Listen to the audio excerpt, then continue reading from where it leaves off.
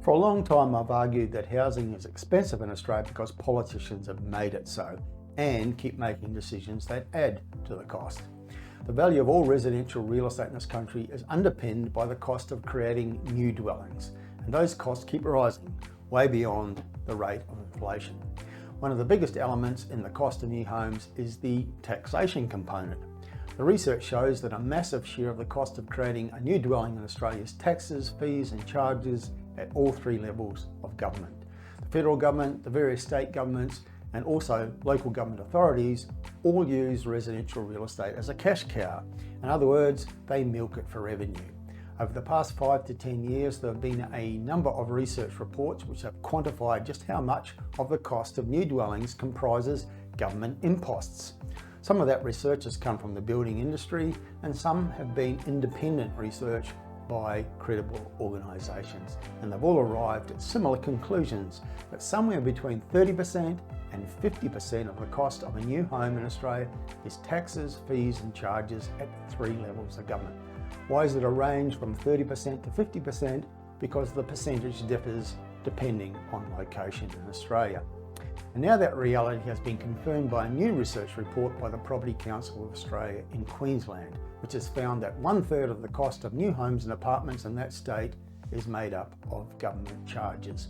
The report says the Queensland Government's promise of delivering a home for every Queenslander cannot be fulfilled under the current tax model.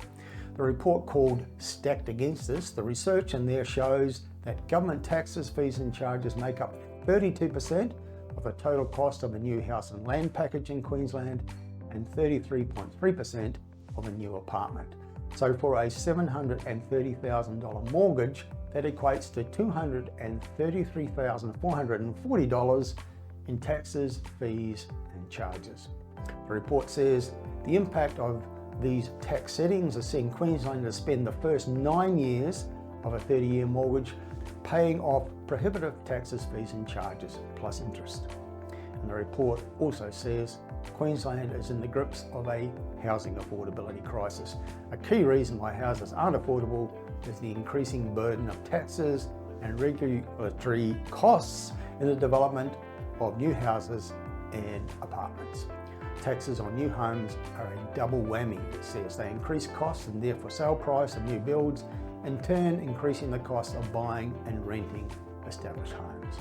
The report points out that over the past 3 years, the Queensland Government has experienced a $3.5 billion in windfall transfer duty receipts alone, representing a 29% increase in receipts above the forecast level.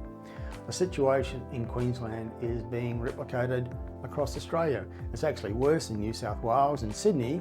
The taxation component of a new dwelling on a block of land can be as high as 50%. Half the cost is taxes. And it's becoming diabolically bad also in Victoria, which has by far the highest taxes on residential real estate of anywhere in the nation. The message to politicians is clear. If you want to actually create affordable housing as you say you want to do, stop treating the process of creating new homes for Australian families as a cash cow.